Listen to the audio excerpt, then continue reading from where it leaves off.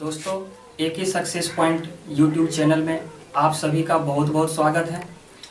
आज हम लोग आधारभूत समानुपातिकता प्रमेय के बारे में पढ़ेंगे, जो एग्जाम के पॉइंट ऑफ व्यू से काफ़ी इम्पोर्टेंट है। तो चलिए हम लोग बिना टाइम गवाए इस थ्योरम के बारे में क्या करते हैं, पढ़ते हैं। तो हम लोग आज पढ़ेंगे आधारभूत समानुपातिकता प्रमेय, जिसका इसे हम थेल्स प्रमेय भी क्या करते हैं, बोलते हैं। इसको अंग्रेजी में हम लोग बोलेंगे बेसिक प्रोपोर्शनैलिटी थ्योरम, या क्या चीज, थेल्स थ्योरम। तो इस थेल्स थ्योरम को साबित करने से पहले हम लोग 9th क्लास के कुछ बेसिक चीज को पढ़ेंगे, जो इस थ्योरम को साबित करने में हमारी क्या करेगा, मदद करेगा। तो इस थ्योरम को शुरू करने से पहले हम लोग उस चीज के बारे में पहले क्या करते हैं, डिस्कस कर लेते हैं। तो दोस्तों 9th क्लास में हम लोग त्रिभुज का क्षेत्रफल क्या किए थे, निकाले थे। और यहाँ पर भी इस थ्योरम को साबित करने के लिए हमको त्रिभुज का क्षेत्रफल क्या करना पड़ेगा, निकालना पड़ेगा। तो पहले हम लोग ये सीख लेते हैं, ये जान लेते हैं कि त्रिभुज का क्षेत्रफल निकाला कैसे जाएगा। तो चलिए सबसे पहले हम लोग त्रिभुज का क्षेत्रफल कैसे निकालेंगे, इसके लिए कौन सा फॉर्मूला क्या करेंगे, यूज करेंगे, इसके बारे में पहले हम लोग क्या करते हैं, चर्चा करते हैं। उसके बाद हम लोग इस थ्योरम को क्या करेंगे, साबित करेंगे। मान लीजिए एक ये हमारा त्रिभुज है, इसका हम नाम रख लेते हैं ABC रख लेते हैं, ABC। अब इस त्रिभुज का हमको क्या करना है, क्षेत्रफल निकालना है। तो अब बच्चे जनरली क्या करते हैं, कंफ्यूज कर जाते हैं कि सर इस त्रिभुज में आधार किसको लेंगे, ऊंचाई किसको लेंगे। तो सबसे पहले हम लोग इसको आधार और ऊंचाई के बारे में हम लोग क्या करते हैं, पहले समझते हैं। मान लीजिए कि इस त्रिभुज में आपको BC को क्या करना है, आधार बनाना है। तो इसका फिर हाइट कैसे निकालेंगे। तो ये जो BC आपको भुजा दिया हुआ है, इसके सामने में जस्ट सामने में देखिए A शीर्ष है। इस A शीर्ष से हम BC भुजा पर एक क्या करेंगे, लंब डालेंगे, और उस लंब की जो क्या होगी, लंबाई होगी, वही हमारा इस त्रिभुज का क्या होगा, हाइट होगा। जैसे देखिए हम लोग ड्रॉ करते हैं यहाँ पे, ये देखिए ये खींच दिया लंब इस पर, देखिए यहाँ पे 90 डिग्री का कोण बन गया ना। तो ये जो मेरा है, इसका अब हम नाम रख देते हैं AD। तो अब ये जो दिख रहा है ना AD, ये लंब, यही इस त्रिभुज का क्या होगा, हाइट। मान लीजिए अगर इस त्रिभुज में हमको AB को क्या करना है, आधार बनाना है, तो फिर हाइट क्या होगा, इसको कैसे निकालेंगे। तो इसके लिए फिर देखिए आप क्या कीजिएगा। अब देखिए AB भुजा को अगर आधार बनाना हो तो हमारा हाइट क्या होगा। तो अब इस देखिए AB भुजा के सामने में क्या है, C शीर्ष है। तो अब इसको हम क्या करेंगे, C शीर्ष से इस AB भुजा पर क्या करेंगे, लंब डालेंगे। देखिए यहाँ पर लंब हम डाल देते हैं, ये देखिए डाल दिए लंब। अब यहाँ पर इसका हम कुछ नाम रख देते हैं D। तो अब ये देखिए ये CD जो लंब की लंबाई होगी ना, वही इस त्रिभुज का क्या होगा, हाइट होगा। तो ये था न्यून कोण त्रिभुज का बेस और हाइट निकालने का क्या चीज, तरीका। अब अगर अधिक कोण दिया हो तो उसका हम लोग हाइट और बेस कैसे निकालेंगे। और बच्चे खास करके इस थ्योरम में यहीं पे फंसते हैं, तो इसको गौर से समझना है। अब देखिए मान लीजिए कि एक मेरा अधिक कोण त्रिभुज दिया हुआ है, ये देखिए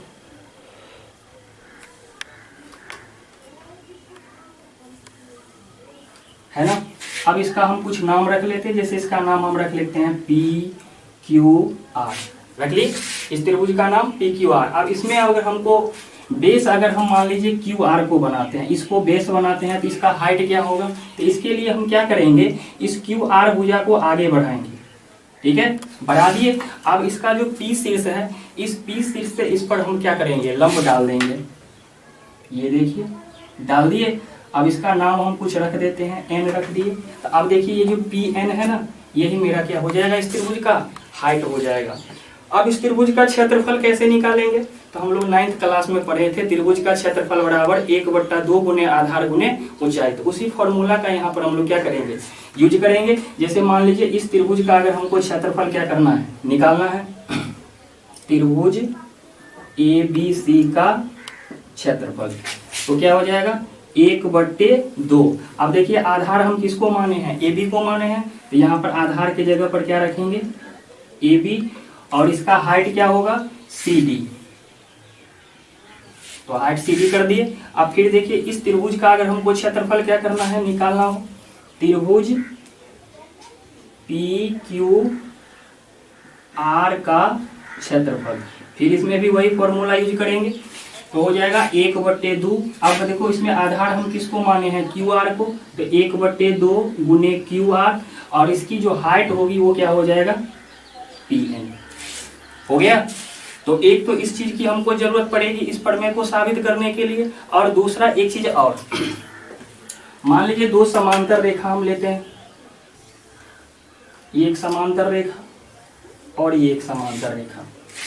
हो गया, ये दो समांतर रेखाएं हैं। अब इसमें हम क्या करते हैं, दो ट्रायंगल बनाते हैं, एक ये हो गया, और इसमें इसी आधार को मानकर फिर एक और ट्रायंगल हम लोग खींचते हैं, एक ये हो गया, दो ट्रायंगल इसमें बन रहा है।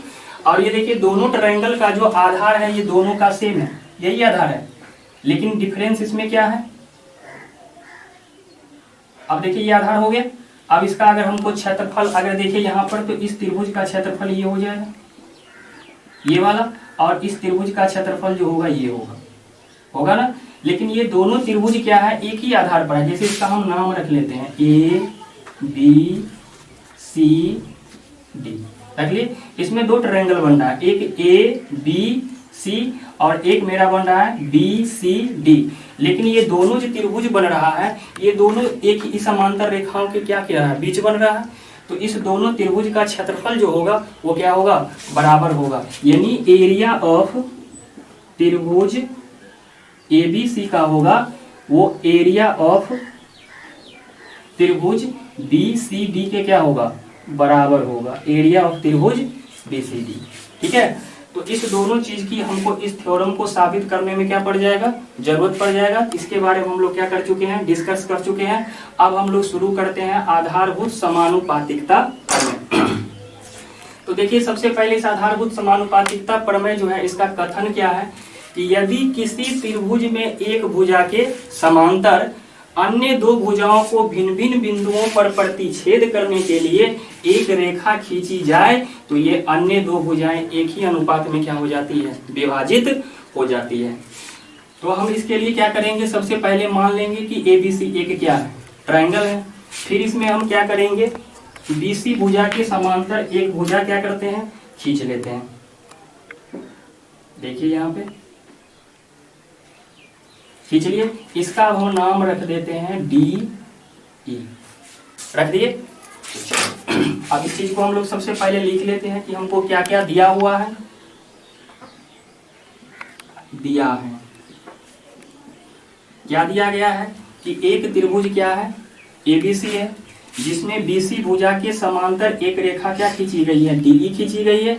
और ये DE रेखा जो है ये AB और AC को क्रम से D और E बिंदुओं पर क्या कर रही है, प्रतिच्छेद कर रही है। तो ये बात को हम लोग पहले लिख लेते हैं। दिया है त्रिभुज ABC में भुजा BC के समांतर एक रेखा क्या चीज खींचा गया है, DE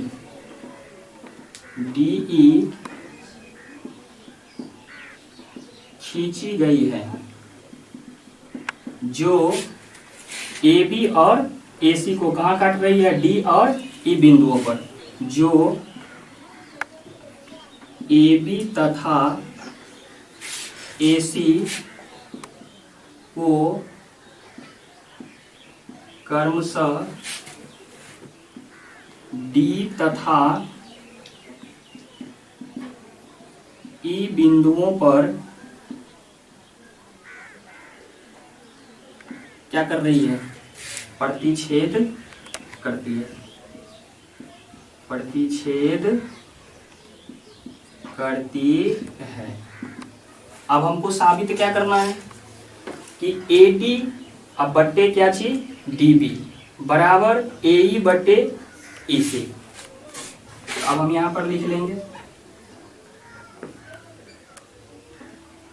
सिद्ध करना है। क्या सिद्ध करना है, AD अपॉन DB, यानी AD और DB भुजा का अनुपात। तो AD upon DB equal to क्या चीज, AE बट्टे EC, मतलब इस भुजा के अपॉन में इस भुजा को लाना है।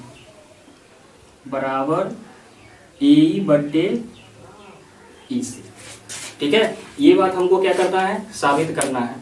सबसे फिर से एक बार इसको हम समझते हैं। कह रहा है कि यदि किसी त्रिभुज में एक भुजा के समांतर, तो वो एक भुजा हम बीसी को माने, अन्य दो भुजाओं को भिन्न भिन्न बिंदुओं पर प्रतिच्छेद करने के लिए, तो दो भिन्न भिन्न भुजा हमारा क्या है, ए बी और ए सी। ठीक है, एक रेखा खींची जाए तो एक रेखा हम क्या कर दिए, डी ई खींच दिए, तो ये अन्य दो भुजाएं अर्थात ए बी और ए सी एक ही अनुपात में क्या हो जाती हैं, विभाजित हो जाती हैं। अनुपात मतलब ए डी बटे डी बी और ए ई बटे ई सी, ये जो अनुपात होगा ये क्या होगा, बराबर होगा। इसी चीज को हमको क्या करना है, साबित करना है। ठीक है, तो अब इसके लिए हमको क्या करना पड़ेगा, इस थ्योरम को साबित करने के लिए कुछ अलग से हमको कार्य करना पड़ेगा। तो वो हम लोग कहते हैं, पहले करना क्या है, इस ई से इस ए बी भुजा पर क्या करना है, लंब खींचना। तो चलो सबसे पहले हम लोग क्या करते हैं, ये एक हम क्या कर लिए, ई ने लंब खींच लिए। अब फिर क्या करेंगे, इस डी से एसी भुजा पर क्या करेंगे, लंब खींचेंगे। तो वो भी खींच देते हैं, चलिए ये भी खींच दिए। और हमको क्या काम करना है, बी से ई को मिलाना है और सी से डी को मिलाना है। चलिए ये भी काम कर लेते हैं, मिला दिए। फिर इसको भी मिला देते हैं,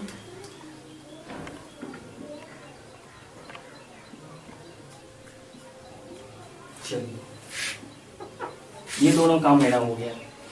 अब देखिए यहाँ पर भी दो ट्रायंगल बन रहा है, एक डी बी ई और एक ई सी डी। तो रचना में जो काम किए हैं वो काम हम लोग लिख देंगे। तो रचना हम लोग क्या किए हैं, ई से ई एन लंब किस पर डालें, ए बी पर। तो क्या लिखेंगे, ई से ई एन लंब किस पर डालें, ए बी पर डालें। फिर क्या किए हैं, तथा अब डी से क्या चीज, डी एम लंब किस पर खींचे, ए सी पर। यहां पर 90 डिग्री का कोण बनेगा। तो आप फिर क्या लिखेंगे, तथा डी से डी एम लंब किस पर, ए सी पर डाल दिया। फिर अगला काम क्या किए थे, सी से डी को और बी से ई को क्या किए थे, मिलाए थे ना। तो फिर हम लोग लिख देंगे, तथा बीई एवं CD को मिलाया। ठीक है, बीई एवं CD को मिलाया मतलब क्या, B से E को मिलाया और C से D को मिलाया। हो गया। अब हम लोग क्या देंगे, परिमाण। अब देखिए एक चीज हमेशा माइंड में रखना है कि हमको लाना क्या है, हमको लाना क्या है, AD बटे DB बराबर AE बटे EC। तो चलिए यहाँ पर हम लोग देखते हैं, एक ये वाला त्रिंगल ADE दिख रहा नहीं, ADE त्रिंगल। इसमें देखो अगर हम यहाँ पर आधार क्या ले लें, AD, तो लंब मेरा क्या होगा, EN। अभी बताए थे ना लंब और आधार कैसे निकालेंगे। यहाँ पर देखो ये वाला फिगर दिख रहा है ना, इसमें जिस तरह से आधार और लंब निकाले ना, ठीक उसी तरह से यहाँ भी है। तो देखो इसका यहाँ पर यूज हो रहा है ना। तो हम AD क्या लेंगे, आधार, तो लंब मेरा क्या हो जाएगा, EN हो जाएगा। तो त्रिभुज ADE का क्षेत्रफल बराबर, अब फिर वही फॉर्मूला यूज करेंगे, 1/2 गुने आधार गुने ऊंचाई। तो अभी हम आधार किसको माने हैं, AD को ना। तो 1/2 गुने आधार क्या होगा, AD। अब इसका लंब कोण हो जाएगा EN, यानी ऊंचाई क्या हो जाएगा, EN। हो गया। अब फिर देखो हमको लाना क्या था, AD बटे DB। तो पहले हम इस त्रिभुज में AD को आधार बनाए, फिर नीचे क्या लाना है, DB। ये चीज हमेशा याद रखना है। तो अब यहाँ पर देखो इस त्रिभुज में DBE, इस त्रिभुज में अब आधार हमको kiसको बनाना है, DB को। क्यों, क्योंकि यहाँ पर हमको अपोन में DB लाना है। ठीक है, तो फिर अब हम लोग क्या करेंगे, त्रिभुज DBE का क्षेत्रफल निकालेंगे। बराबर क्या हो जाएगा, 1/2 गुने। अब फिर देखो आधार हम किसको बनाए हैं, डीबी को बनाए ना। तो अब इसका हाइट कैसे निकालेंगे, अभी तुरंत बताए थे। चलिए इस त्रिभुज को हम फिर से एक बार बना के इसका हाइट निकाल के आप लोग को दिखा देते हैं ताकि कोई डाउट नहीं रह जाए। देखिए इस त्रिभुज को हम लोग बाहर करते हैं डीबीई को। देखिए ये त्रिभुज है ना, ये क्या नाम था इसका, बी डी ई। अब मान लीजिए इसको हमको आधार बनाना है ना, तब इसका हाइट कैसे निकालेंगे। ये देखिए अधिक कोण त्रिभुज है, इसका एक एंगल जो है वो 90 डिग्री से ज्यादा है, इसका आधार कैसे निकालेंगे। तो इसके लिए हम क्या करेंगे, इस भुजा को क्या करेंगे, पीछे की ओर बढ़ाएंगे और इस सामने वाला शीर्ष से इस पर क्या करेंगे, लंब खींच देंगे। तो आप देखिए इस आकृति को अगर उठा के अगर हम इस पर डालते हैं तो हमारा फिर क्या हो जाएगा, हाइट यही आएगा, ये नहीं आएगा ना। तो चलिए 1/2 गुने आधार हम यहाँ पर क्या लेंगे, डीबी, हाइट वही रहेगा, EN ही रहेगा, EN हो गया। अब देखो हमको लाना क्या है, AD/DB। हमेशा इस चीज को याद रखना है, कभी भी अगर किसी प्रमेय को आप साबित कर रहे हैं तो हमेशा इस चीज को ध्यान रखना है कि आपको लाना क्या है। अब हमको लाना क्या है, AD/DB लाना है ना। तो ये कैसे आएगा, तो अब देखिए अगर इस त्रिभुज के क्षेत्रफल में, अगर इस त्रिभुज के क्षेत्रफल से अगर हम क्या कर दें, भाग कर दें, तो 1/2 से 1/2 कट जाएगा, EN से EN कट जाएगा और हमको AD/DB क्या कर जाएगा, मिल जाएगा ना। तो चलिए अब हम लोग दोनों त्रिभुज में क्या करते हैं, मल्टीप्लाई करते हैं और सॉरी डिवीजन करते हैं। तो चलिए अतः त्रिभुज ADE का क्षेत्रफल बट्टे त्रिभुज DBE का क्षेत्रफल, ठीक है। अब अगर लेफ्ट साइड को, अगर लेफ्ट साइड से अगर क्या कर रहे हैं आप, भाग कर रहे हैं, तो राइट साइड में, राइट साइड से करना पड़ेगा। तो चलिए इधर क्या है, 1/2 गुने AD गुने EN बट्टे क्या हो जाएगा, 1/2 गुने DB गुने EN हो जाएगा, ठीक है। अब देखिए यहाँ पर ये 1/2 से 1/2 कट जाएगा, EN से EN कट जाएगा। अब बचा हमको क्या, AD, अब बट्टे क्या चाहिए, DB बच गया। अब इसको हम क्या करेंगे, समीकरण फर्स्ट मान लेंगे। अब पुनः अब देखिए हमको क्या लाना है, अब हमको लाना है AE/EC। फिर से चलिए इसी त्रिभुज में ADE त्रिभुज में, अब देखिए इसमें AE भुजा कोई है, हाँ है, देखो यहाँ ये है ना। तो अब आधार इसको लेना है तो लंब कौन होगा, तो लंब ये DM हो जाएगा ना। तो चलिए उसका त्रिभुज क्षेत्रफल निकालते हैं। तो त्रिभुज ADE का क्या चाहिए, क्षेत्रफल बराबर, तो क्या हो जाएगा 1/2 गुने आधार अब किसको लेना है, AE को। तो आधार क्या हो जाएगा AE, लेकिन अब लंब कौन होगा, ये वाला DM। इसको आधार लिया है ना, तो सामने वाला शीर्ष ये है, इससे इस पर लंब खींचेंगे तो लंब क्या हो जाएगा, DM हो जाएगा। अब देखिए फिर इसके अपोन में हमको क्या लाना है, EC लाना है ना। तो अब देखिए यहाँ पर इस त्रिभुज को CDE या इसको ECD भी बोल सकते हैं। तो देखिए इसमें अगर हम EC को क्या ले लेते हैं, आधार, तो हमारा ये आ जाएगा। तो चलिए अब त्रिभुज किसमें, CDE में या ECD में, कुछ भी बोल सकते हैं। तो चलिए हम लोग लिखते हैं त्रिभुज ECD का क्षेत्रफल बराबर क्या हो जाएगा, 1/2। अब आधार किसको लेना है, EC को, EC गुने। अब फिर देखिए इसका हाइट, अब आधार इसको आप बनाए है ना, ये अधिक कोण त्रिभुज है, बनना है ना। अब इसको क्या करेंगे, हम आगे बढ़ाएं और इधर वाला शीर्ष से इसको मिला देंगे। तो देखिए हाइट यही ना रहा, तो आधार क्या हो जाएगा EC और हाइट फिर वही रह जाएगा DM। तो क्या हो गया, EC गुने क्या थी, DM। अब फिर देखिए इस त्रिभुज के क्षेत्रफल में इस त्रिभुज के क्षेत्रफल से अगर क्या कर देते हैं, भाग कर देते हैं, तो हमको ये वाला पार्ट आ जाएगा ना। तो चलिए हम फिर यही काम करते हैं।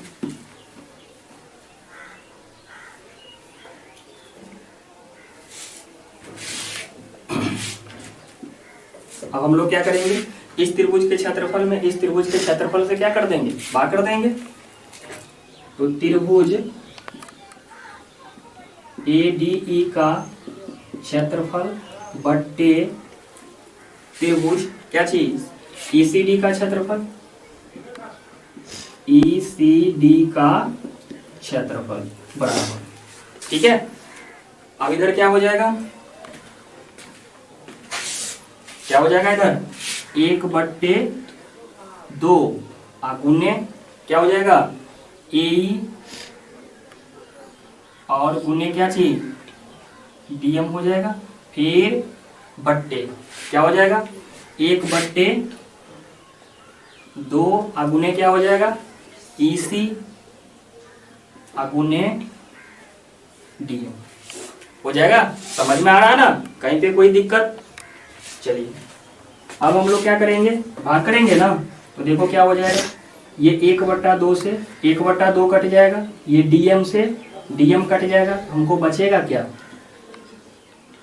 AE अब बट्टे क्या चीज EC। इसको हम मान लेंगे समीकरण क्या चीज सेकंड मान लेंगे, हो गया। अब देखिए हमको लाना था AD/DB बराबर AE/EC लाना था ना। तो थोड़ा फर्स्ट समीकरण को गौर से देखिए, इस समीकरण फर्स्ट का जो राइट साइड है वो AD/DB है ना, और समीकरण सेकंड का राइट साइड जो है वो AE/EC है ना। तो अगर समीकरण फर्स्ट और समीकरण सेकंड का अगर लेफ्ट साइड के बराबर अगर हो जाए तो राइट साइड के बराबर हो जाएगा और हमको तब ये मिल जाएगा।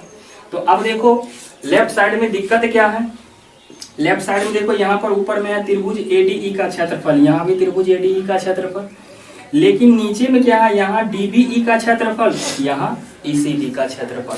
अगर इस दोनों त्रिभुज का क्षेत्रफल अगर क्या हो जाए बराबर हो जाए तो हमारा समीकरण फर्स्ट और समीकरण सेकंड का लेफ्ट साइड क्या हो जाएगा बराबर, और लेफ्ट साइड बराबर होगा तो राइट साइड के क्या हो जाएगा बराबर हो जाएगा, और हमको जो साबित करना था वो आ जाएगा ना। तो सबसे पहला मेरा काम रहेगा कि त्रिभुज यहाँ पर DBE का क्षेत्रफल और त्रिभुज ECD का क्षेत्रफल, इसको करना क्या है बराबर। तो चलिए इससे पहले हम लोग थ्योरम को साबित करने से पहले हम लोग ही पढ़ चुके थे कि दो समांतर रेखाओं के बीच एक ही आधार पर अगर दो त्रिभुज बन रहा है तो दोनों का क्षेत्रफल क्या होगा बराबर होगा। तो अब हम लोग लिखेंगे, चूंकि अब देखिए यहाँ पर त्रिभुज BDE, ठीक है, त्रिभुज BDE या इसको क्या लिख सकते हैं DBE। तो हम लोग क्या लिखे थे DBE, तो DBE लिखते हैं। त्रिभुज DBE तथा दूसरा त्रिभुज मेरा क्या था ECD तथा त्रिभुज ECD दोनों एक ही आधार। अब देखो ये वाला DE है ना, अब देखो त्रिभुज DBE और त्रिभुज ECD ये दोनों देखो इसी भुजा पर आधारित है, DE पर ये ना आधारित है। तो हम लोग क्या लिखेंगे, त्रिभुज DBE तथा त्रिभुज ECD दोनों एक ही आधार तथा एक ही समांतर रेखाओं क्या चीज BC तथा DE, BC तथा DE के बीच बने क्या है दो त्रिभुज है। अब दो समांतर रेखा के बीच अगर एक ही आधार पर अगर दो त्रिभुज बन रहा है तो दोनों का क्षेत्रफल क्या होगा बराबर होगा। तो अब देखिए यहाँ पे, तो अब त्रिभुज DBE का क्षेत्रफल और त्रिभुज ECD का क्षेत्रफल क्या हो जाएगा बराबर हो जाएगा। इसीलिए त्रिभुज DBE का क्षेत्रफल बराबर त्रिभुज ECD का क्षेत्रफल। इसको हम मान लेंगे समीकरण फर्स्ट। अब अगर हम समीकरण फर्स्ट, उसके बाद समीकरण सेकेंड और समीकरण थर्ड की अगर हम तुलना करते हैं तो देखो क्या होगा। तो यहाँ पर जहाँ पर DBE का क्षेत्रफल है और यहाँ पर ECD का क्षेत्रफल है, और अभी समीकरण थर्ड जो हमारा निकला है उसमें देखो दोनों का क्षेत्रफल क्या है, बराबर है। तो अगर हम फर्स्ट, सेकेंड और थर्ड अगर तीनों को अगर तुलना करते हैं तो अगर मान ले यहाँ पर DBE का क्षेत्रफल है ना, तो इसके जगह पर हम क्या लिख सकते हैं, ECD का क्षेत्रफल। तो अब देखिए त्रिभुज ADE का क्षेत्रफल अब बट्टे त्रिभुज ECD का क्षेत्रफल, और यहाँ भी त्रिभुज ADE का क्षेत्रफल बट्टे त्रिभुज ECD का क्षेत्रफल, तो दोनों बराबर हो गया। तो लेफ्ट साइड के बराबर, तो राइट साइड के बराबर हो जाएगा। तो अब हम क्या लिखेंगे, समीकरण फर्स्ट, सेकेंड तथा थर्ड की क्या करने पर, तुलना करने पर अगर करते हैं तो हमको क्या मिल जाएगा। अब इस दोनों समीकरण का बायां पक्ष के बराबर, तो दायां पक्ष के बराबर हो जाएगा। तो चलिए समीकरण फर्स्ट का दायां पक्ष क्या था, AD बट्टे DB, तो यहाँ क्या आ जाएगा, AD बट्टे DB बराबर, अब फिर यहाँ पर क्या था, AE बट्टे EC, AE बट्टे EC। यही बात हमको क्या करना था, साबित करना था।